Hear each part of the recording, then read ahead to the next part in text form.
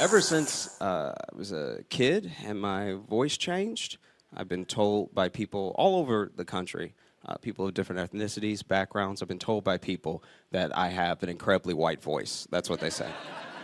And people try to act like they can't hear it, but if I called and then showed up, you'd be surprised. Like, you know? Every time even my laugh is like, ha ha ha. Like, every time I laugh, someone somewhere gets audited. Like, that's what the auditing is. You know? But I didn't realize how, like, white my voice sounded to people until I was in Louisiana, where I grew up, and I was running for the bus. And the bus in Louisiana is not like the bus anywhere else, because the bus in Louisiana comes once a year. It's a big deal. You need to make it knees to chest, okay? The stakes are high. I don't know if the bus stops. I've never been on it. But I was running so fast and so hard that I knocked down this old man. And I mean, I cleared him, okay? Normally I'd feel bad, but it's the closest my little body's ever come to football, so I was pretty excited. I was like, he might be dead. Look at me go. You know? But I did feel bad, so I let the bus go. I helped him up to his feet. It was this old black man, and I even realized that he was blind, so I saw his stick. So I grabbed his stick. I put his stick back in his hand, and I was like, sir, I'm so sorry. I hope you're not injured. You know, you came out of nowhere. Please forgive me. And then this old blind black man went, get your hands off me, honky!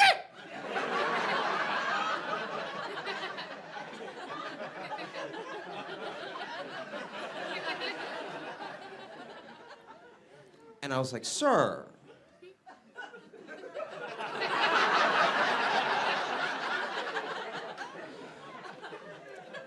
Sir, I'm black. I'm black like you.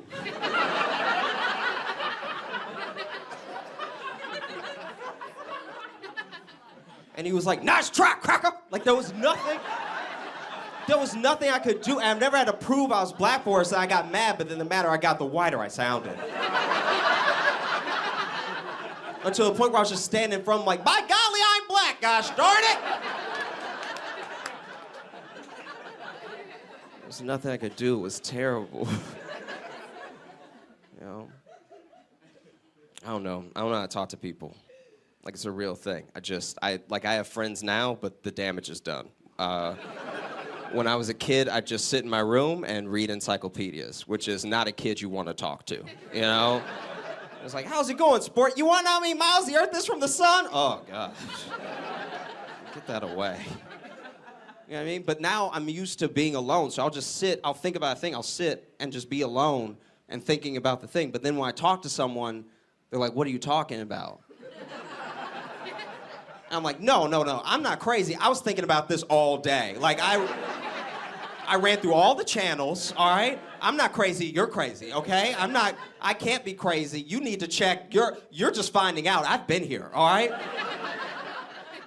Like, the best example I can give is I don't get in heated arguments with people over, like, race or religion or politics or anything, because all the stuff I care about is too dumb for anybody else to care about. Like, everyone is, you know what I mean? It's just me, you know what I mean? Just by myself.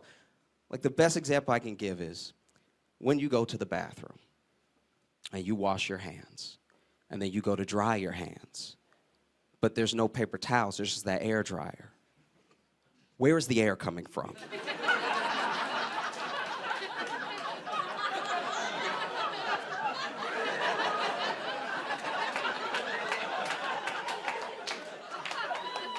Where's the air coming from?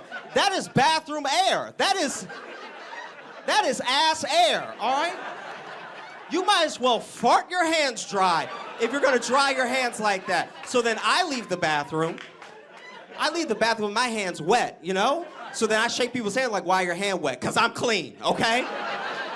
I'm not crazy, you're crazy, okay? I'm not crazy, you're crazy. Right? You know? Because I would just sit alone and read and think and read more and then have nobody to talk to and then read and then finally talk to somebody and they're like, oh, God, what's happening? You know what I mean? Like, for instance, I read a lot of history books, you know, just sitting in my room, read a lot of world history, American history, Southern history, because I grew up in Louisiana, I just wanted to know. And one of the things I read that's always tripped me out, right, is that, like, after the Civil War, they let the slaves go. But the slaves still lived in the South. So you probably ran into your ex-slave, like, all the time. Which has got to be the most awkward ex-run-in in history. Just like, oh my God, there he is. Don't look, don't look, don't look, don't look, don't look, don't look, don't look. Hey!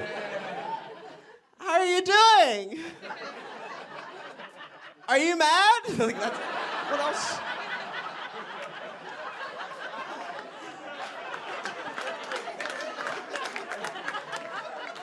I mean, what's she gonna do?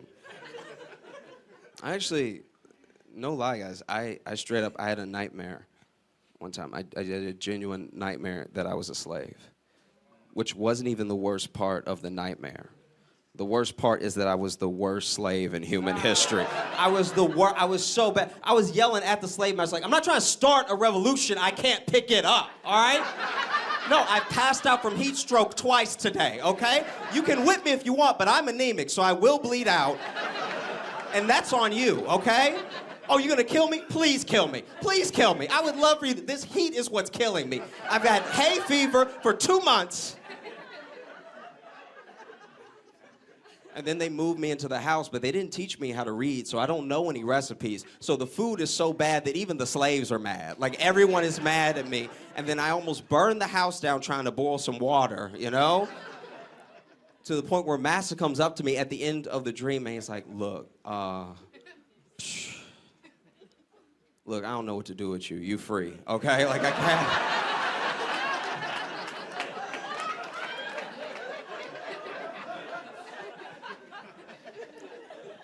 I woke up fired from being a slave. You know? They have this thing that happens in New York a lot. I don't know if it happens in LA as much, but people will get a rescue dog, and this has always bothered me. They will get a rescue dog, and they'll tell everyone the rescue dog's story in front of the dog.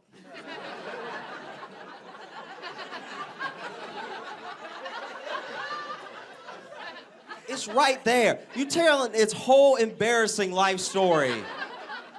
It's right here. It can hear you. You know what I mean?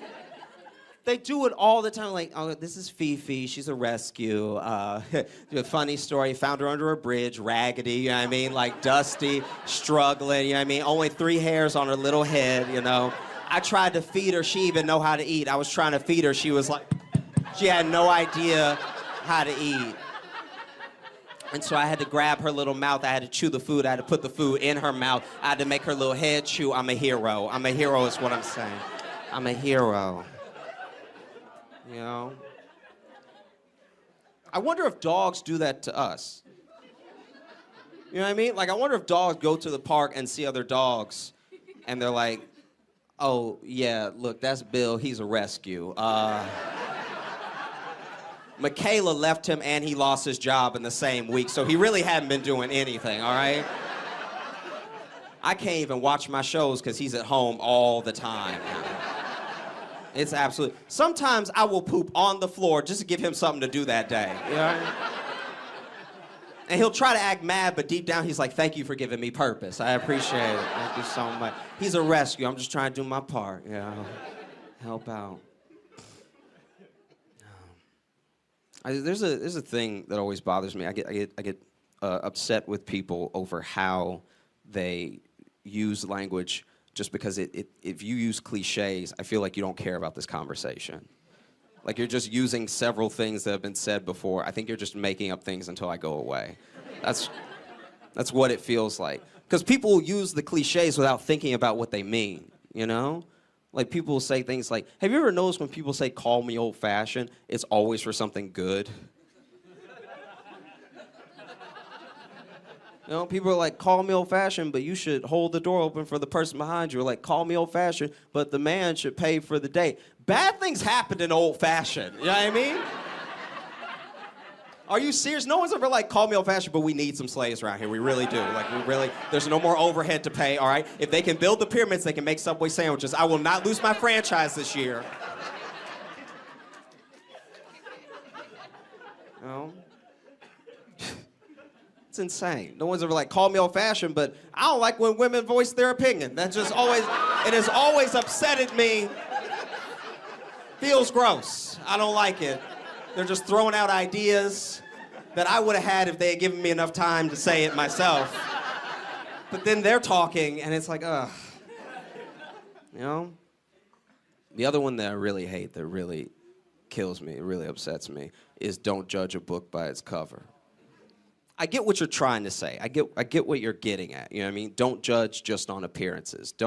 There's more than what meets the eye. I get it, right? But that's a bad analogy. When was the last time a book had the wrong cover? Like, help me out. When have you been going to the bookstore to get a present for your niece, and you're like, I'll get Winnie the Pooh. She like Winnie the Pooh. And then you grab Winnie the Pooh. You just look at the cover. You don't read it. And so you grab Winnie the Pooh, and then you wrap it up, and then you give it to her, and then she unwraps it. And she's like, oh, Winnie the Pooh, I'm so excited. And then she turns the page past the cover, and it's Mein Kampf. That's never happened. No one's going to a bookstore just putting different books on different covers. That's insane. Sometimes I'll be in New York on the subway. I'll be like, he's about to be crazy. I don't know what he's about to do, but he's about to be crazy.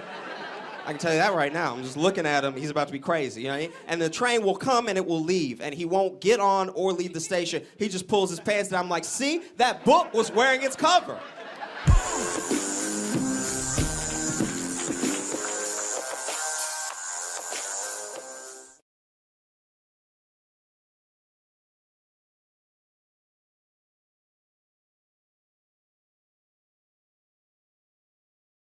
This is very embarrassing to admit, but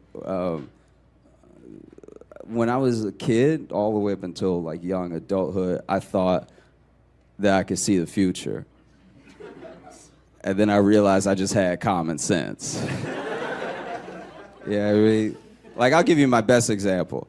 I had a friend from Chicago call me, and he told me he got his girlfriend pregnant by accident. And I was like, oh, dude, I knew you were going to do that 3 years ago. And he was like, how? How is that possible? I've only known her for a year. And I was like, oh, bro, I knew you were going to do that when I saw you walking around with no case on your phone. Like, I knew you weren't thinking ahead. You weren't taking precautions. You were living reckless, you know? You don't have a case on your phone. Of course you're not wrapping it up. Come on, just walking around loose phone all day. Hey, thanks so much for watching. Please like and subscribe, hit the notification bell, and tell a friend. That would be a huge help if you tell people about it. Sharing is great. There's like a share button, but if you tell people, they might click on it.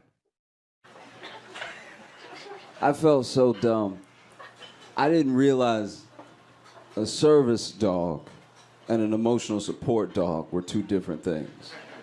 I knew they were different because the names are different, but I didn't realize in which ways they were different. A service dog is trained. That's a trained animal to take care of the person that has the need that they help with. An emotional support dog is just a dog you feel a connection to that you just get to emotionally support. The dog doesn't have a choice, really. The dog is... You just roll up on a dog one day and you're like, I'm gonna tell you everything. That's... Wow, I did not know. Had no idea. And I bring it up because my friend, she got an emotional support dog for her husband without knowing that this dog was an emotional wreck. I don't know what's wrong with the dog. They bring the dog home. Something wrong with the dog throat, okay? I don't know what it is, but it can't bark right. So it doesn't bark, it just screams, okay? And not like a yelp. This isn't sad. This is worse than that. It just screams human screams, okay?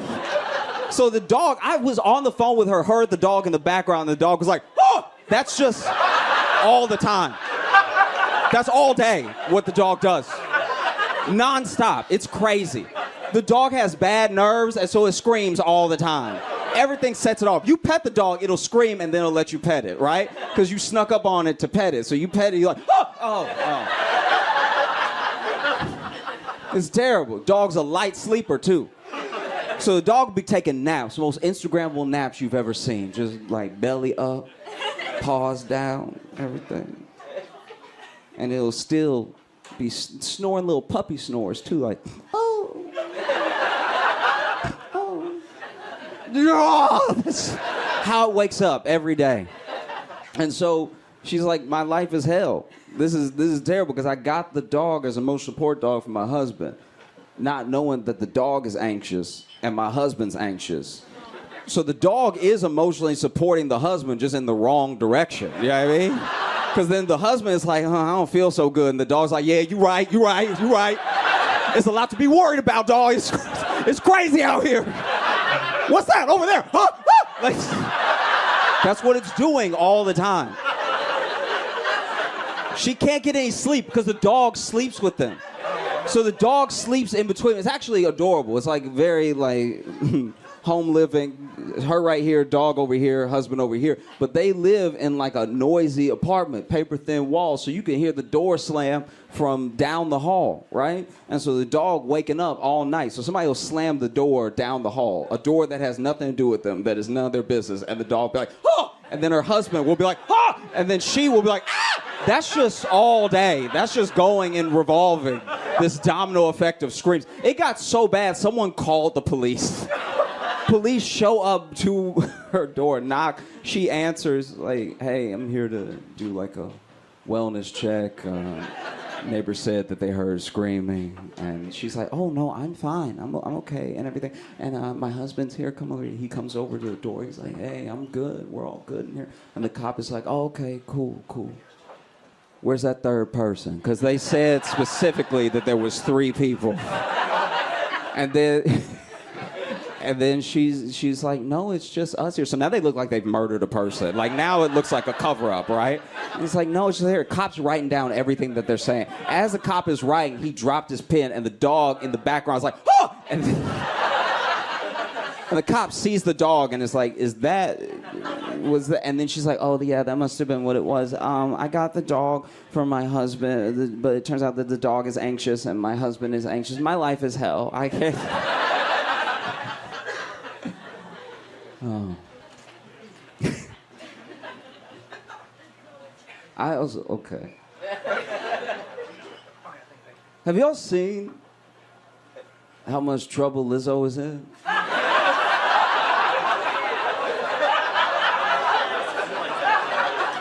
This is crazy. This is genuinely wild, you know? If you don't know, like, Lizzo has a lawsuit out that's, like, coming at her for, like, all types of discrimination and body shaming and stuff like that. And it's her fans who are, like, genuinely hurt. Her fans are very hurt by the whole thing. She lost 150,000 followers on Instagram alone in one day when the news broke. 150,000 followers in one day. That means even bots were like, I can't endorse this. This is unacceptable. But genuinely, I think this is the thing. I think that Lizzo's fans are so hurt because she's known to them and to a lot of the world as this like true beacon of like light, loving yourself, forget haters, embrace who you are and everything, which is why this should be a lesson to everybody in here, everyone listening to me right now. This is a lesson to all of us to never, ever become a positive influencer. Don't do it. There's too far to fall. Oh my God. I'm not even like a famous guy, but I still, in case I ever get there, tell people all the time that I can be a dick. Just to give myself some breathing room, you know what I mean? Just a little bit, you know? That way when I fall off my pedestal, I sprain my ankle instead of break my neck, you know what I mean? Because I'm human. Something's gonna happen. Somebody's gonna catch me on TikTok one day, just yelling at a United Airlines gate agent. And when I get caught, even people who don't know will be like, he always told us he was a dick. Like, I kind of laid it all out there. Oh, it's tough. And I think that this is the reason that it's so tough for people. We do a thing that is not fair to us, and it's not fair to the people that we do it to, where we pull our role models, our like heroes, positive influences from people that we already like from doing other stuff. You notice that? We rarely ever make an actual activist famous. You know, there are people doing the work. There are people, whatever you care about, there are people in the world only doing that thing. But instead of finding them and lifting them up, we're like, no, after LeBron dunked, he looked in the camera and said, Black Lives Matter, bitch. So I think the cops have to stop. I think that's all we need to do, really. You know, we can't keep doing this thing where we conflate talent for character. You know, you gotta be very careful. Be very careful of the people that seek power and the people that seek fame, because they're usually the same. And then we act surprised when we see their worst sides, you know? And we only do this thing with celebrities. You never do that with a regular dude with a regular job. You know what I mean? Somebody can sing, doesn't make Martin Luther King, you know? We never do it to regular people. I've never had a plumber that was so good, I was like, he must be a good dad. Like, there's something about the way he plumbed that just spelled father figure, you know what I mean? Like, the way he be pulling it out.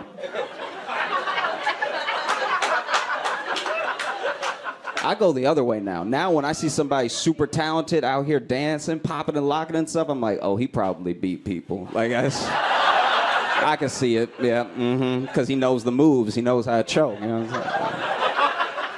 And we don't know.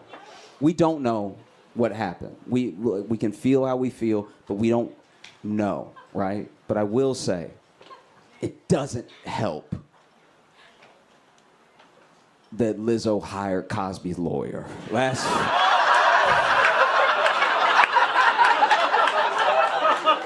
That's I don't know.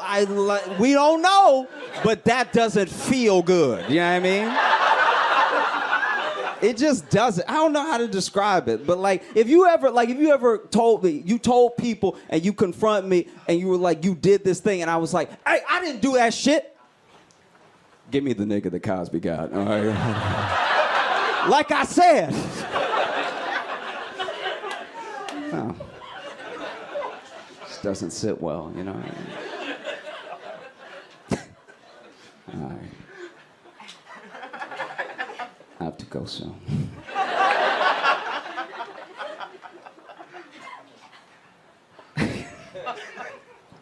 Everybody's had a gun story so far, so I figure I'll tell a quick one. I was in Texas. Texas is like open carry, you know. And so I saw these two dudes. I was in Target, right? And I saw these two dudes bump into each other, and they both whipped around. And they didn't seem angry, but they were checking each other up and down. I was like, this is some like alpha male type thing is about to happen, right? And then one was like, I see you're carrying. And the guy went, I sure am. And like, I should point out real quick that this is at the self-checkout at Target, so so I'm just trying to ring myself up. I'm over, but he over here and he over here, so I'm gonna get shot because I'm in between, right? You can't have a standoff with somebody in the middle. No Western has ever done that, you know what I mean? So I'm like, y'all, please, we are in Target. And so then he's like, I sure am. And the other guy's like, so am I. And the guy who did this goes, oh my God, we have the same gun. Oh my God, that's so dope.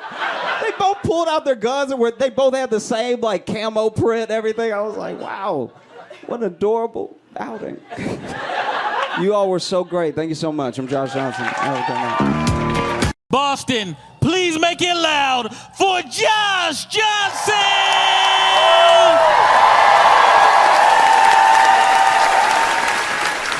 I saw where the lottery, at least at the time that I'm speaking, has worked its way up to $1.8 billion.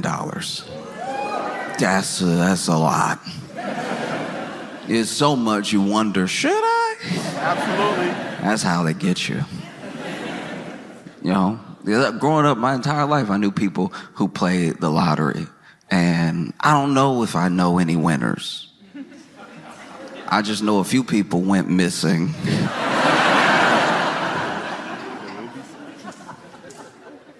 And like hard missing too, not even a funeral. Like, I don't know, $1.8 billion. That means even after they tax you, tax is gonna take about half of that, right? Even after they tax you, you're probably gonna be a billionaire. Instantly. A billionaire. And I'm not saying this to like, you know, beat down on anybody or be disparaging, but it's like, who plays the lottery? People who need the money. So imagine needing money and then becoming a billionaire in like a day. A day. You needed 252.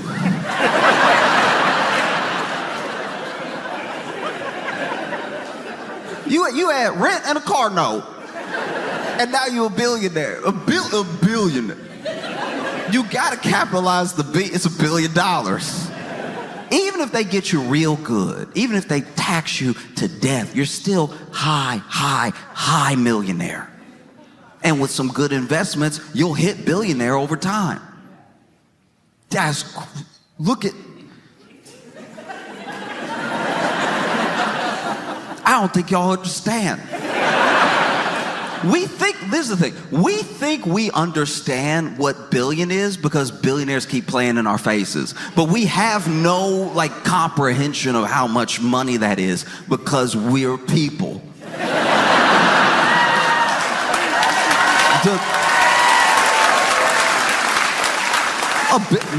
Forget multiple, a billion. You can't even waste that, $1 billion. You can imagine. Oh, I had some bad investments. $1 billion's worth of bad investments? That's enough to topple a small country. No, because I look at the billionaires of the world and the high millionaires, so almost billionaires of the world. And in a couple of the examples that I'm thinking of, right? If you make it to billionaire status, whether it's through valuation of your country or your company, or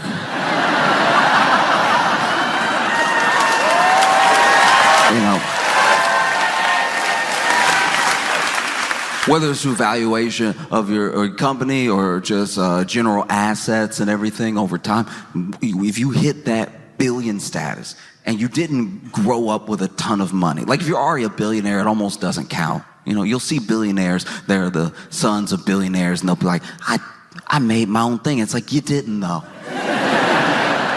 But you didn't. Like you never really did anything. Like it's, and look, I know you probably worked really hard, but your hard work had a $1 billion head start to it. So it's just, you could make a bad idea worth $1 billion. If you put enough money behind it with enough time. Look at Crocs.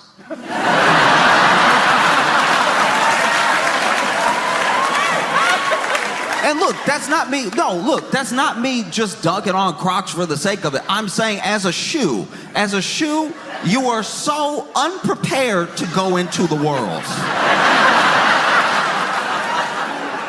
Every time it rains, you kind of feel it. I've had so many fights with my friends over Crocs, and it's not about the Croc or the design or whatever. It's about the fact that it's a Swiss cheese shoe. The holes make it a shoe problem. It is not like okay. I live in New York, and we have far too many. I don't even know the number. We have more, I believe, rats than people. I'm pretty sure there's probably 10 million for every 2 people in New York. And one time I was walking with my friend who had Crocs on. Ill-advised, especially in New York. If you want to wear Crocs in I don't know, like a beachy town, go ahead. Be comfortable. Let your feet breathe. Wearing Crocs in New York City, wearing Crocs in New York City is like wearing a shirt that on the front and the back says, "Please rob me." That's the level of prepared you are to go out into New York City when you're in Crocs. My friend was in Crocs, and we were just walking down the street, okay? Just nice little stroll, having a conversation. And then, as you would expect when you are walking in New York, as it is almost law when you are walking in New York, a rat ran across our path. Some people have to deal with deers in the road. We have to deal with rats on the street. And this rat running across our path judged it wrong. Was a little late. You know, usually when you're walking in New York, a rat will run across you real fast up ahead. This rat must have had some hesitation. You could tell this rat was like, okay.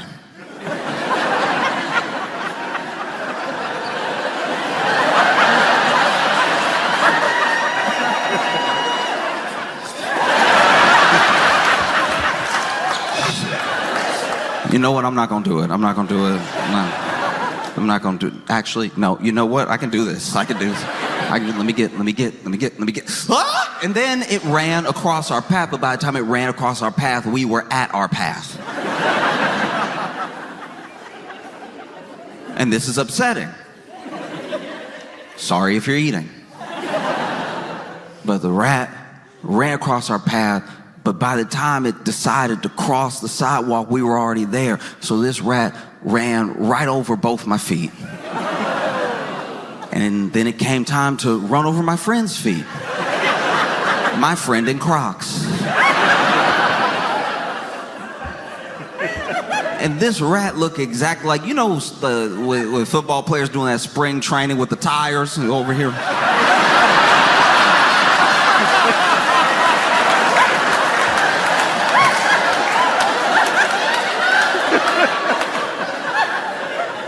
The rat was nimble at first. It got through 2 holes, no problem. Third hole, rat tripped.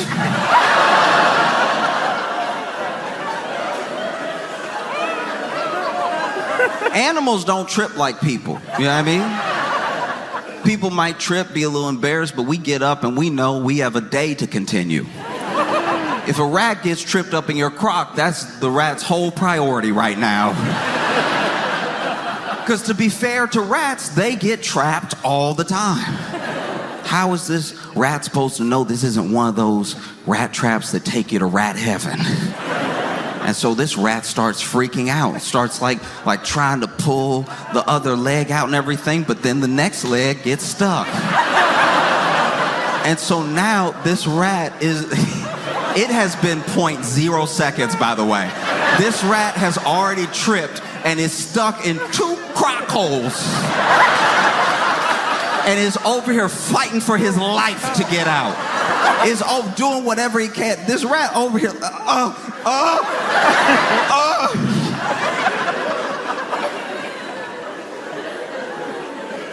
And look, I'll be honest with you right now, I don't even know if I imagined it, but I swear I heard it. I heard where the rat got free because I heard the little pulled the little foot out of the crock hole and then ran away. And then my friend, who had just been defending his Crocs, had the nerve to be like,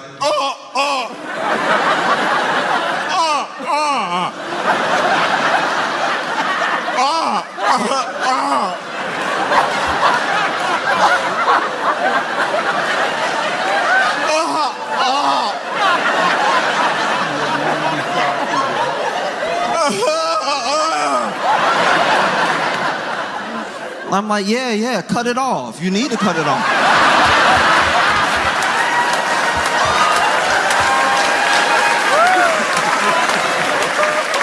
Ran over my foot too, but look at me. Intact. No? And so you have even if it's not the company, the CEOs of these companies reach high $1 million billionaire status. You know? And it happens usually over time. Usually, if you don't come from money, you reach billionaire status or high millionaire 20, 30 years of your life.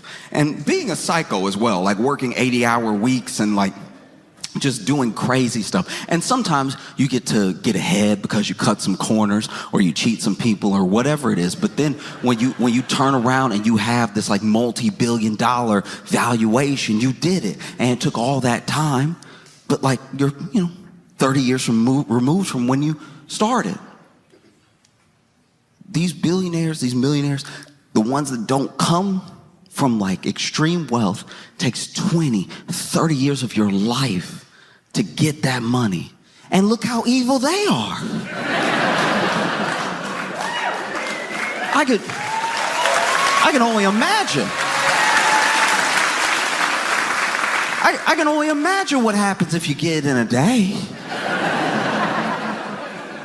Look, for any amount of lottery winnings and for any amount of like money, when you dream about money, that's what we do.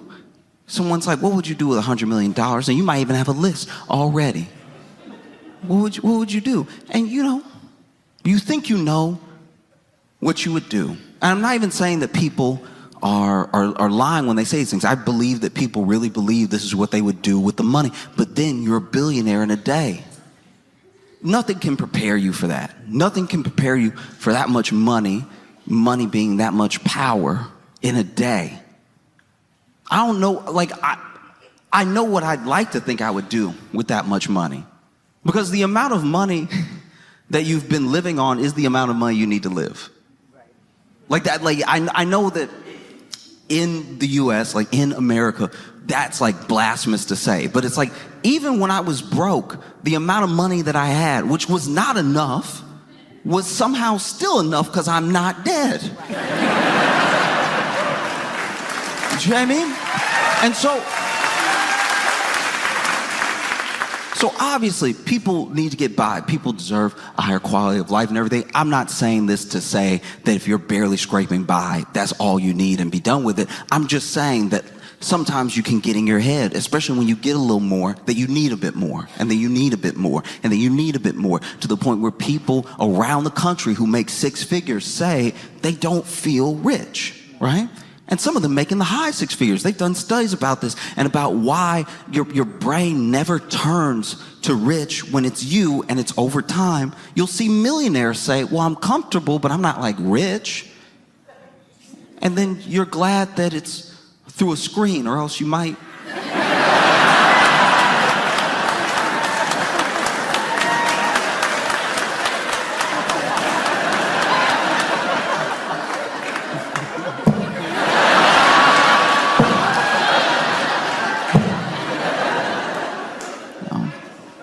But I don't know. I mean, what would that do to a person? A day. A billionaire. Who knows? Maybe money really does change people in a way that you can't even fathom until you have that much money. Maybe you get $1 billion in a day, and out of nowhere, you don't even recognize yourself. $1 billion. And you're just like, wow. Huh. I could use some slaves. I think that...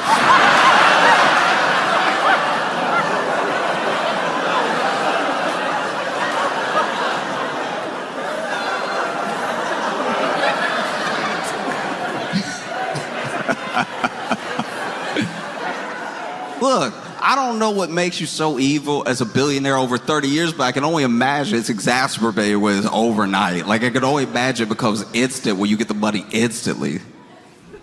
That's crazy. Because look, we all have a list. Even if you act like you don't, you do.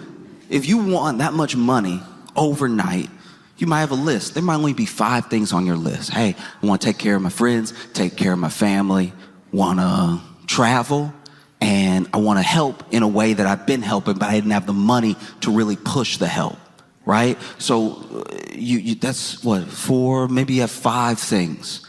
But then, after you do all that, maybe you have some money left over. What do you do with that money? Can you make another list? Can you make a bigger list? Maybe. But if you can't, you just keep trying. Oh, let's fix the roads. Let's try to fix the school system. But then there's still some money left over. what do?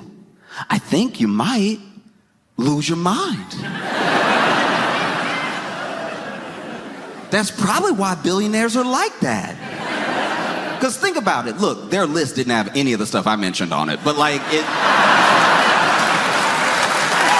But even though it didn't, it clearly had things that they cared about, whatever those were. And maybe they were only related to their company. Maybe they were only related to more business and getting more money. But even as those things got checked off and you tried to keep up with a list, you tried to make more goals and you were meeting the goals as fast as you were making the goals and everything. And then everyone around you is a yes man because they want some access to that money because they're also trying to climb, right? And then you finally have gone down the list so hard that you're just like, maybe Mars?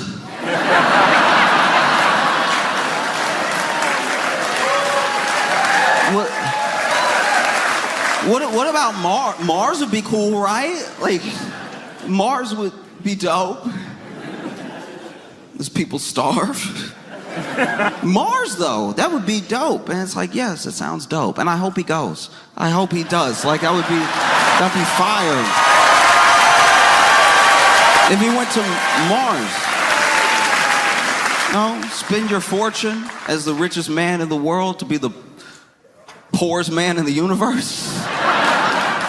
Because I guarantee you spend your whole life and then you finally, let's say it finally happens, you have a voyage to Mars. And let's be as generous as possible. And let's say that like the rocket works, you already sent enough stuff there that it's not like quite the movie The Martian, but it is like that because you are going to be by yourself. You know? No, I'm just, probably. And then you land in Mars. Richest man in the world. Lands on Mars, gets out, is walking around and realizes that Mars is just like Arizona with some extra tent to it. Like, looking around like, oh, okay. Whoops.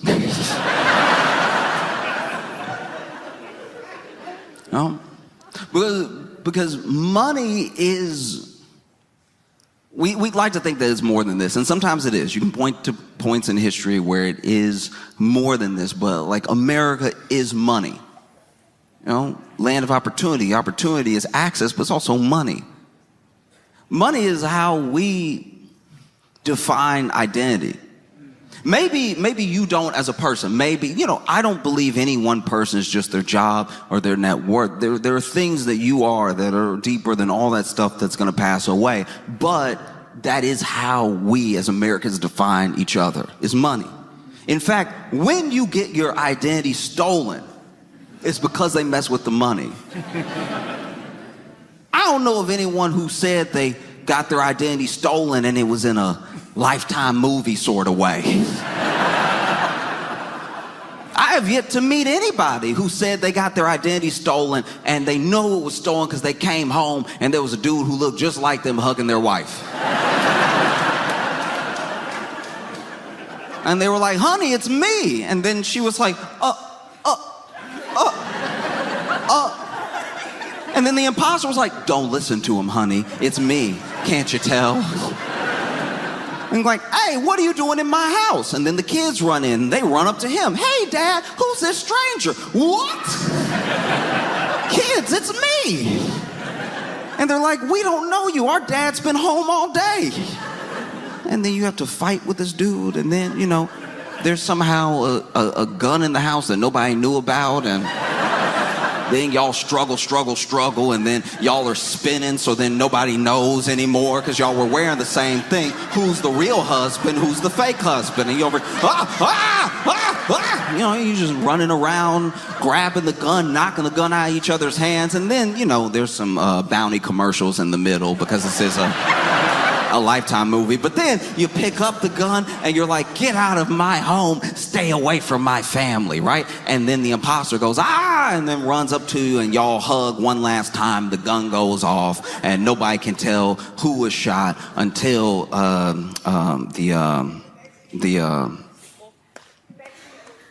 No,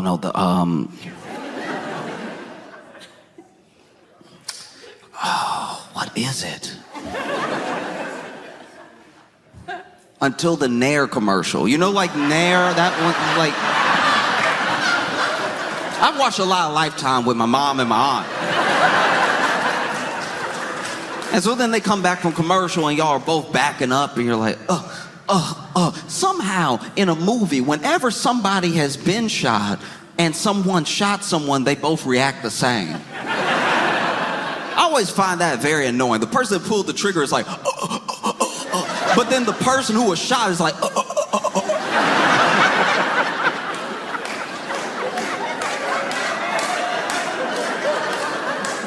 And then y'all back up. The gun falls. It falls in the middle. We don't need any more. One of you was shot.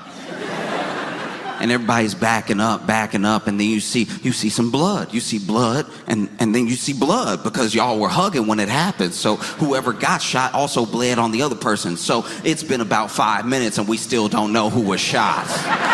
Very frustrating. And then finally, one of you goes, you'll always be my family. And the other one turns around and looks at you. And the wife and the kids go, Dad! And hug them. And then credits start rolling. The picture gets a little bit smaller because they got to roll the next movie right next to the other movie. So it's like it gets that little half-size thing where the credits are rolling, which actually sort of ruins the end of the movie in case there was any other note of anything that the director wanted. But anyway, and through the credits, through the little tiny half screen, you see the person hugging the family look up at the camera and go, an identity is never stolen that way. It's always stolen in relation to your bank account.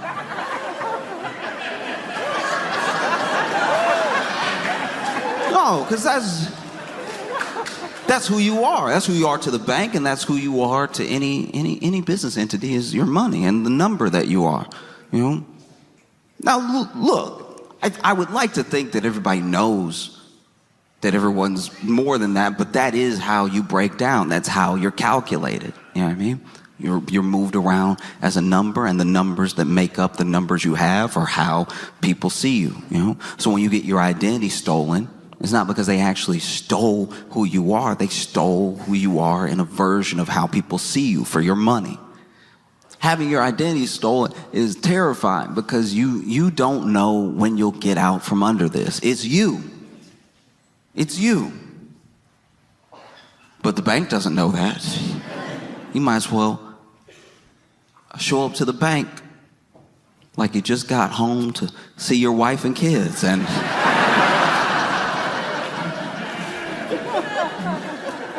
there is an imposter next to the bank teller's booth right with you. Y'all might as well be shoulder to shoulder like, no, I'd like to make a deposit. No, I'd like to make a deposit. Because you also have to factor in what that money doesn't just do to the person, what it does to the people around them. Some of y'all may not remember this. I barely remembered it until I started just reading about people who had won the lottery and what usually happens. Because there's this myth that everyone that wins the lottery goes bankrupt and ruins their life. It's not actually true. It's about half. Which are better odds than winning the lottery. And the difference between the people who crash out and the people who do well are the decisions they make as soon as they win. And now it's almost down to a science. There are people who are financial advisors that seek out lottery winners to help them because they've done it for other lottery winners and stuff. But there was this one woman. It was crazy. This happened in the 90s. I think it was 1990, right? This woman was a server, and she got tipped a lottery ticket. And so she, put that lottery ticket in, and she won. She won $10 million. And then everyone around her turned. The people who were also on shift with her, they tried to sue her. Because I don't know if this is one of those restaurants where, you know, sometimes you work as a server and everyone's tips are pooled together and then you split them at the end of the night, or if it was just that they were saying that that was their table. I don't know what all the lawsuits were, but I also know that the man who tipped her the ticket tried to sue her. Yeah. Her ex-husband even kidnapped her. And she had to shoot him in the chest. The chest is one of the wildest places to get shot. Because there's still some plausible deniability there, but you know where you were aiming. And then the IRS came for her, you know? Walls closing in all around money. Because people will do crazy things for money, and people will let the idea of money shape how they treat a person, you know? Money is only second to people in the idea of something that's in front of you that means a bunch of different things. People can mean the whole range of emotions to you, but so can money. If someone won $10 million, if they won $1.8 billion, some people see that as money, but a lot of people see that as hope. They see it as power. They see it as like a salvation out of their problems. They see it as whatever your imagination can mold. Because there are some people that if you got given $1 billion right now, outright, there's so much good you do with it.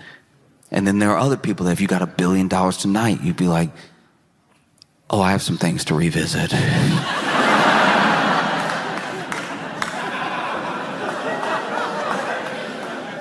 You know, $1 billion. $1 billion means, you know, you could buy everything around a person.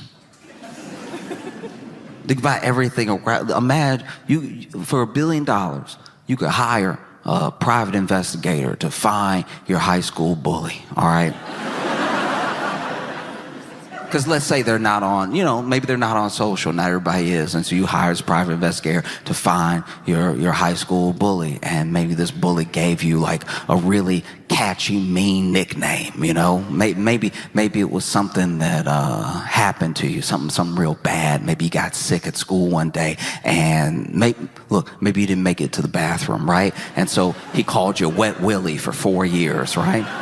In this scenario, your name is Willie. And you hire this private investigator to track him down. Maybe his name's Travis, right? You like, find me Travis. And so then the private investigator says, hey, I found Travis. He's living in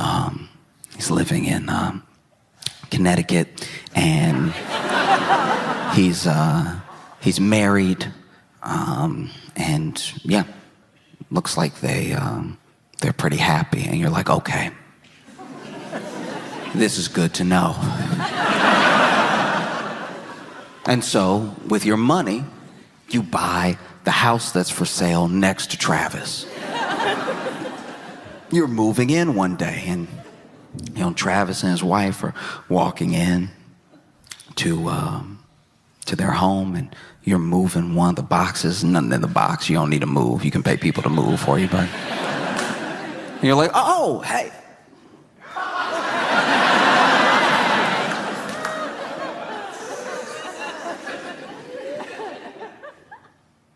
Travis? And he's like, oh, Willie, Will, wow, how have you been? Wow, this is crazy. Are you? Yeah, I'm moving in right next to you. That's crazy. That's crazy. He's like, yeah, that is. Wow, this house has been on sale for months, and now it's, what a coincidence. And you're like, yeah, a coincidence.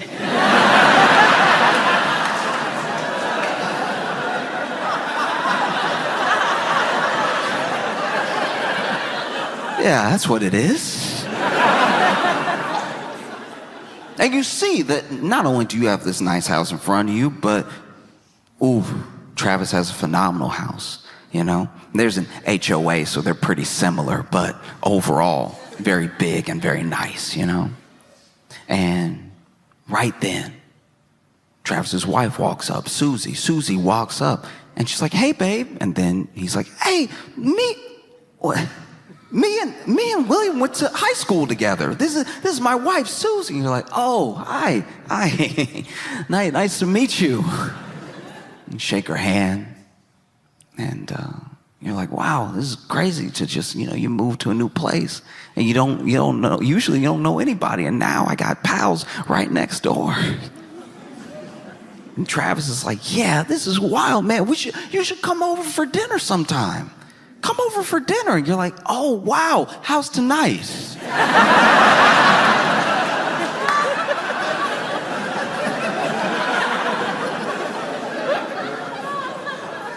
And Travis, because this is the thing about bullying. A lot of bullies don't remember what they did. And even if they remember what they did, they remember it in the context of whatever they were going through. And so even if they were like a mean kid, they just remember being a mean kid because other stuff was happening. I don't know how often real bullies think about the fallout of their bullying and what it might have done to somebody present day, So maybe Travis is perfectly pleasant. Easy to believe. It's been a long time, And so he's like, "Yeah, I think... No. Okay, we do have a little date night tonight, but how about tomorrow? Tomorrow night, we should have dinner. You just come over to our place. We'll cook for you." And you're like, "Wow, yeah, Travis, it sounds great. All right, I'll see y'all later." You take your empty box.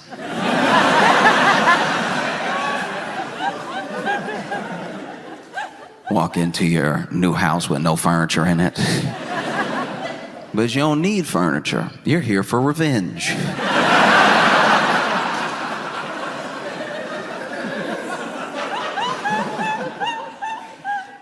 The type of revenge that only money can buy. And you're so excited, you don't even know if you can sleep. And so you lay on the floor of your brand new house. Because hate makes you comfortable.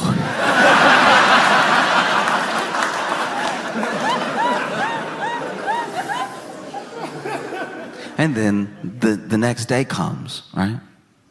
The next day comes and, you've had a private investigator on Travis for a while. You even had a private investigator on Susie. You already know her name. And so the next day, during the day, you go over to Susie's workplace, Susie works at a salon, right? And so you go over and you're like, "Hey, what?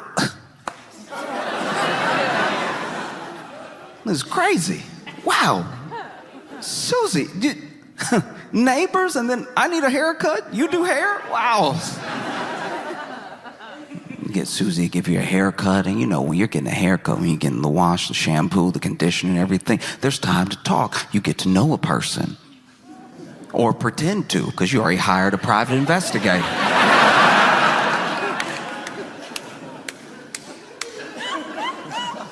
So you land in the sink and y'all are chatting it up, and you're a personable enough individual, so y'all are cackling back and forth.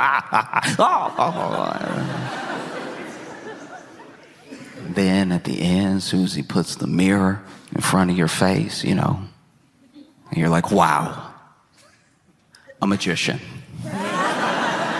Truly incredible. Thank you so much." And then you go to pay, and then you put a $10,000 tip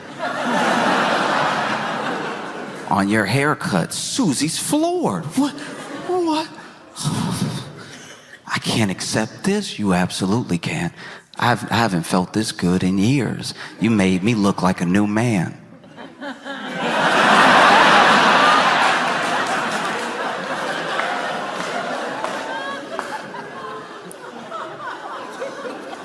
In fact,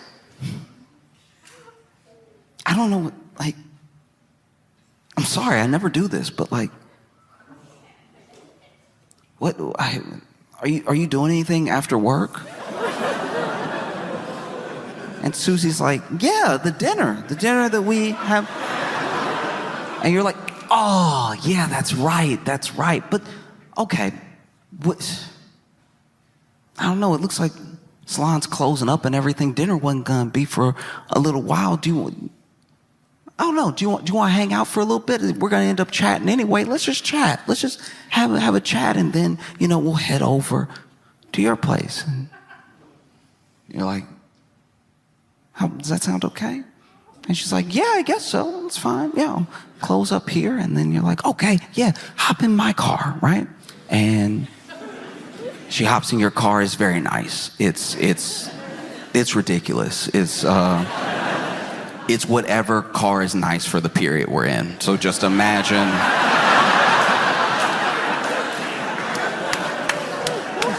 Imagine the type of car, and it is that. And Susie's also impressed. She's like, wow, okay, you must have done very well for yourself. And you're like, yeah, I do all right. Because no matter what car it is, I assume it goes fast, right? And then he's like, actually, I know I'm new to the neighborhood and everything, but can I show you something?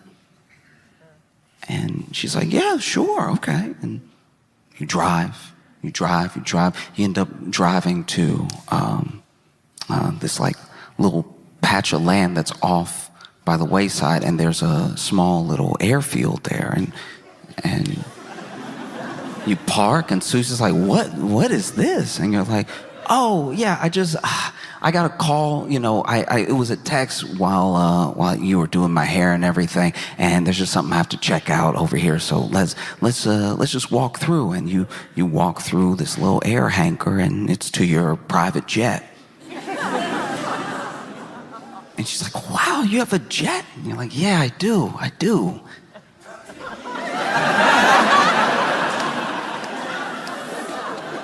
I mean, I guess it's a false alarm. There's nobody that needed anything. Yeah, nobody's even here. I tell you what.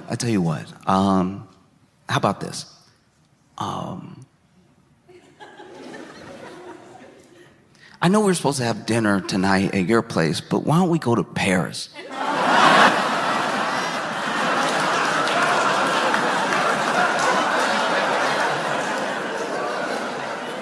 She's like, Paris? You're like, oh, I'm sorry, do you prefer Milan? We can go to Milan. What are you even saying right now? I'm like, oh, no, I'm just saying, we're supposed to get dinner. Let's have dinner. We can have dinner without Travis.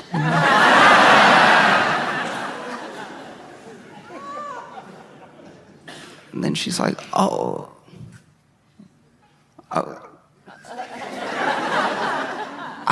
I don't know what to say. What is the tip? And then now he's invited. I'm married. No, I know. I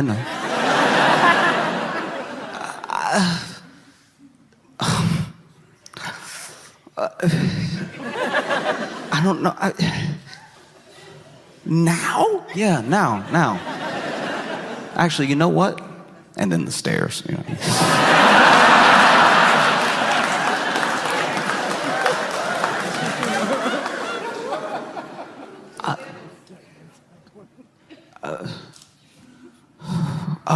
Wow, my heart is just skipping a beat.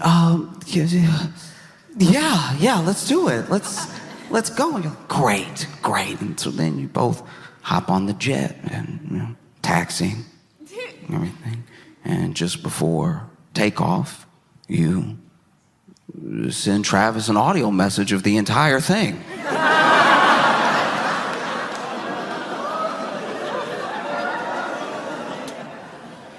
You add a little something at the end. You're like, this is from Wet Willie.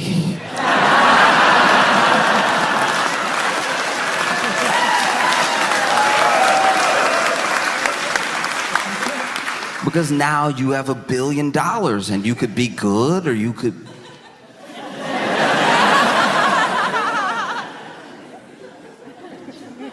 Oh.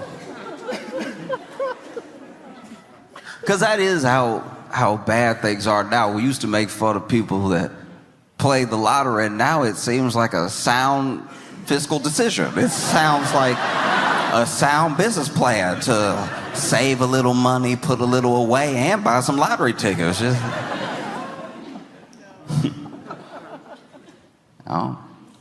It's either buy some lottery tickets or, you know.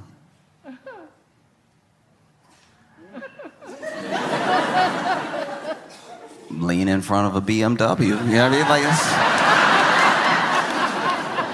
you gotta lean in front of a BMW, coming at about, I don't know, slowing down, so hopefully about 12 miles per hour, you know what I mean? Enough to do some damage, but not quite kill you, you know what I mean? Like when you get hit, it's gonna make that sound. You're gonna hear some stuff. Some of that stuff's gonna be you, and some of it's gonna be the car.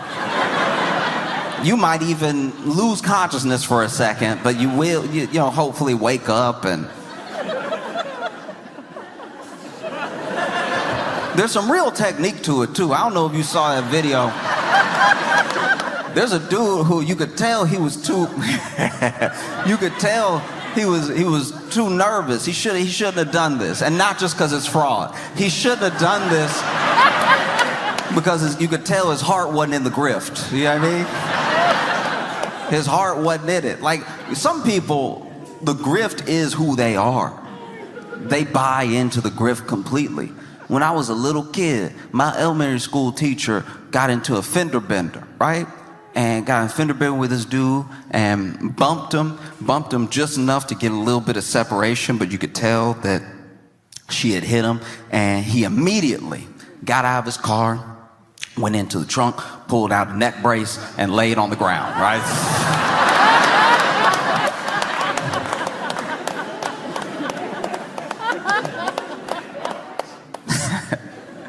Which, if you're gonna do that, just wear the neck brace the whole time. Yes. Then you'll even convince the person that, you know, I'm not gonna tell you how to grift, but...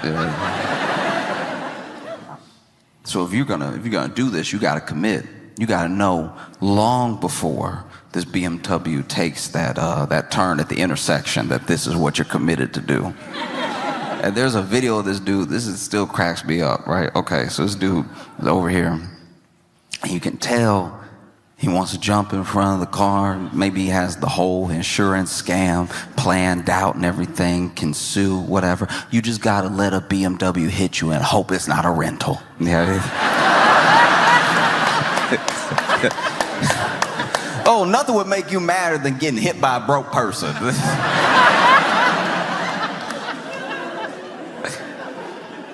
And so then it's over here waiting, right? And like just from the CCTV, because this is how I watched it, right? Just from the CCTV and the clip, you can tell that there's some nervousness in the knees. Like the knees don't scream commitment. You know what I mean? Like they're not, his feet aren't amped to do it. They're not like hoppy feet. You know what I mean? Like this is like, ooh, I'm gonna do some fraud. Ooh, you about to get defrauded. Right? But he had more of a, oh, okay. All right. Okay. All right. And you could tell he was thinking too much about how he was gonna land. That's the problem.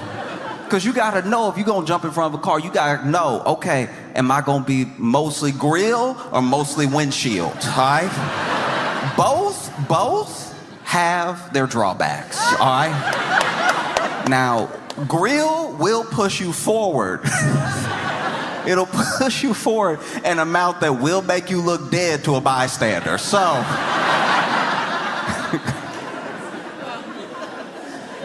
that is a good way to go if you try to do this with witnesses, and witnesses who are not in cahoots with you, right? Windshield is very dramatic, right? Windshield is very theatrical. Usually when you see, they do a lot of windshields on like Law and Order SVU. That's usually, you know like when somebody running from the cops and they can't seem to catch them. They give them just enough room for them to run out of the streets. For the cop who didn't feel like running to hit them with the cop car. It's always very convenient when it's like 3 cops and then 2 of them run after a suspect and then one of them is like, oh, all right. And then sure enough, they're always there at the right time to just bow, right? Now, if you're gonna go windshield, just know that some glass could crack, okay? And it's worse if it doesn't. If the glass doesn't crack at all, you got hit by a big bullet, okay? But if the glass cracks and you roll over the glass and maybe you land on the side of the car, that also looks very bad. But depending on how you hit the windshield depends on how believable the hit is. Because when you get hit by the grill, you're just taking the hit, right? Just boom, boom. High risk of being hurt. Very high risk. Windshield looks a little bit more, oh no.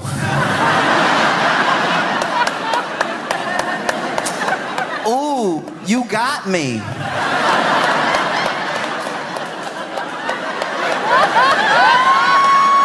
Oh, what will I do, right? Because you can't really control your body as it gets hit and it's on the windshield. So you hope you go over the windshield. That looks like a very bad hit. But if you stay on the windshield, it starts to look like your fault even if it wasn't. Like it's just, the optics aren't great. And if you slide off to the front, it looks like you didn't get hit fast at all. And so you see this dude, okay, whew, all right.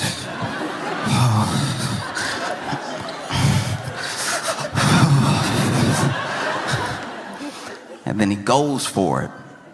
But not only did I see him in the clip, in the CCTV video, you know, like thinking about it too hard. The person in the BMW also saw him thinking about this very hard. And it didn't help that he chose to do this at an intersection, which means they were going to be slowing down anyway. And so then he finally goes to jump into the street, and they've already come to a short stop because they saw him coming. But look, he's already put a lot of thought into this. He will not be denied. And so even though the car is almost at a full stop, he goes,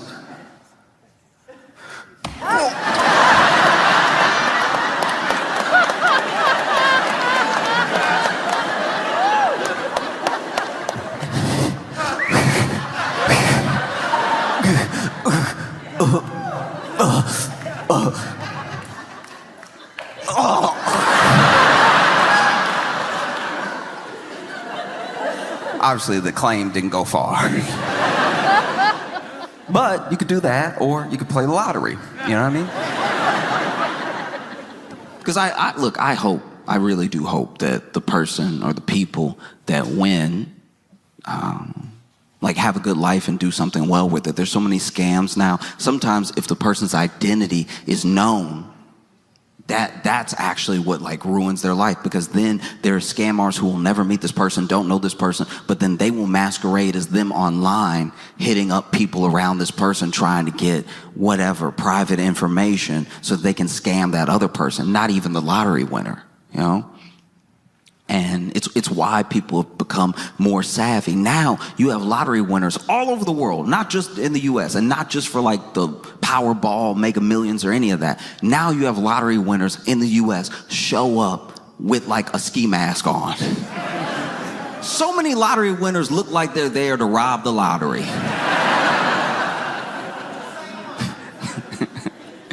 You know? And I don't know, I just look at the lottery as like maybe one of the best metaphors we have for how America is.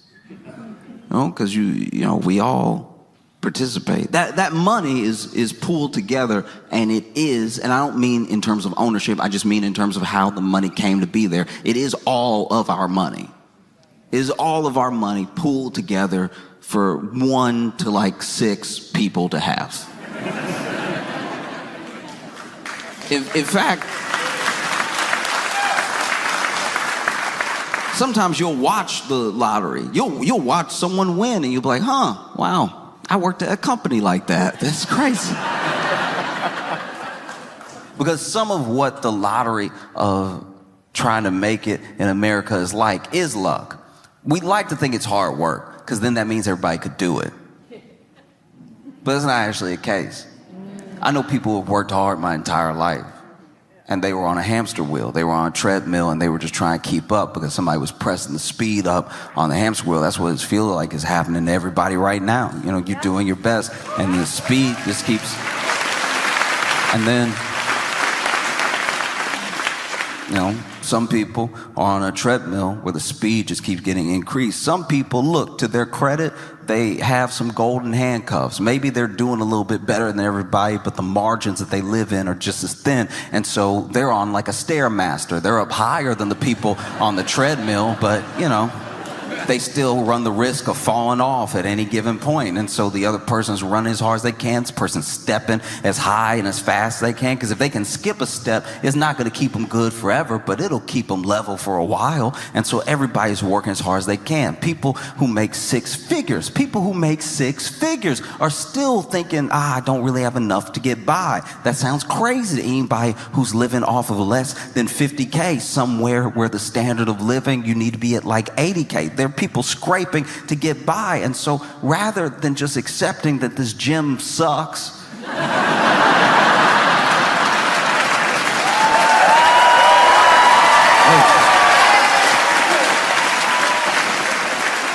people just keep going as hard as they can until they either their heart gives out or they end up in one of those like fail videos.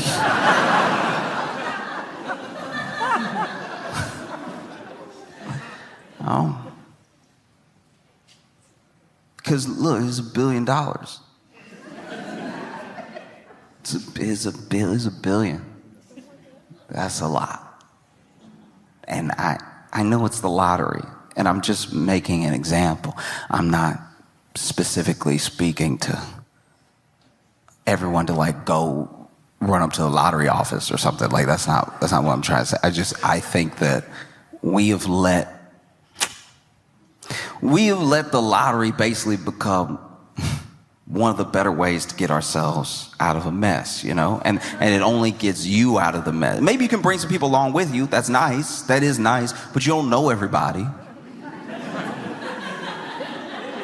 You know what I mean? Like, you know your friends and your family, and that'd be very sweet for you to take care of your friends and your family, but you don't know everybody, and you don't know everybody's intentions. You don't know what everybody's going to do with the money. You don't even know if giving some of these people the money is the best thing to do. You have no idea. And maybe it's why, speaking outside the lottery now, maybe it's why like people shouldn't be able to amass that level of wealth. Not because I want to take from somebody the thing that they have for whatever reason. Maybe they really did earn it. I don't see how, but like maybe they really did earn it. Maybe they deserved every like $50 million bonus that they ever gave themselves, right? Maybe they know their heart and they know that they really deserve this money. But maybe you know, they laid off a bunch of people and they bought a bunch of stock back and they did some stuff to do some stuff to get some stuff, you know? And so I'm just saying is, you know, it's one thing when it's a lottery, it's a different thing when it's like our entire, you know. Because then they wonder, I don't know. Then they wonder, they're like, why is everybody so mad at us? It's like, oh, you can't not really get it. It seems crazy. And look, don't get me wrong. I'm an American. I would love $1 billion. It's probably part of the problem.